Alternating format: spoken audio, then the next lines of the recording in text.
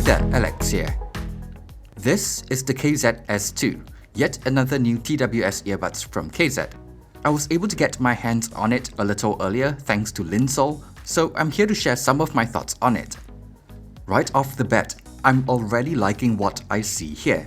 The new case design looks and feels more premium than the S1, it is a bit more pocketable thanks to its thinner profile, and the lid has a nice spring-loaded mechanism, which is a really nice touch. It's using USB-C charging, which is nice, but the port being at the bottom of the case is a little weird for me because the charging indicator is inside of the case.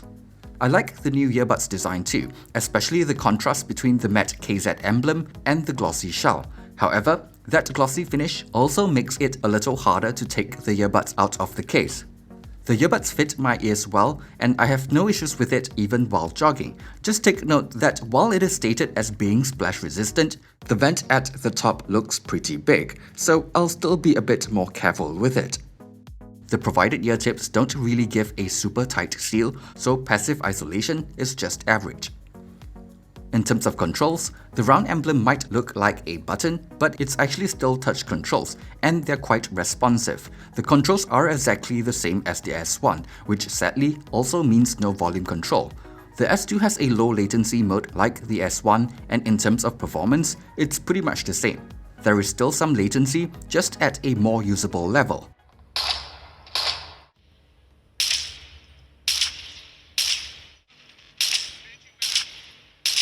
Unlike the S1, there is an actual voice prompt on the S2 telling you which mode you are in. High performance mode. So that's a really nice touch.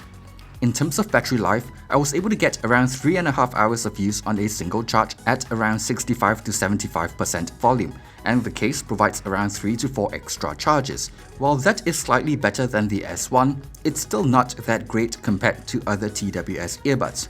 My guess is that they're using a more powerful amp, which might explain why these are able to get so loud. Call quality is just okay in a quiet environment, but the mic is quite far away from my mouth, so it will still struggle in a noisier environment. Connectivity seems pretty decent.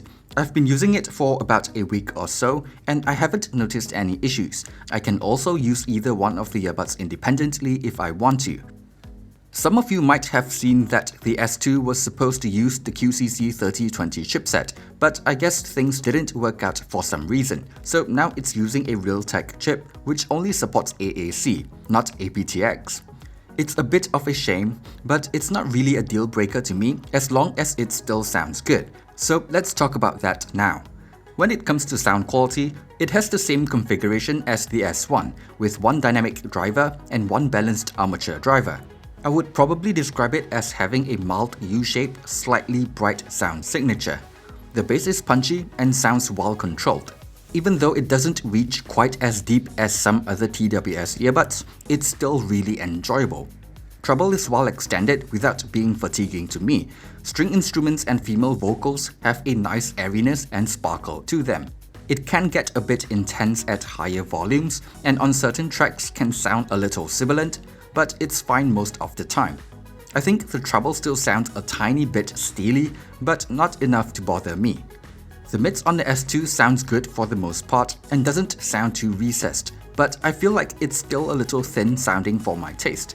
Detail retrieval is pretty good, and imaging is decent too. Overall, I think it sounds pretty good, especially considering its price.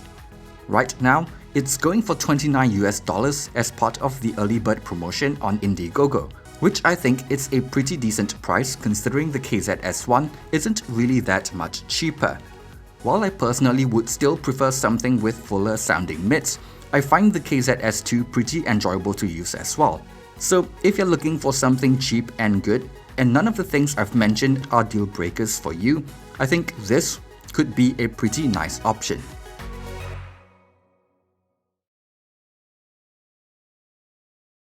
Thanks for watching this video.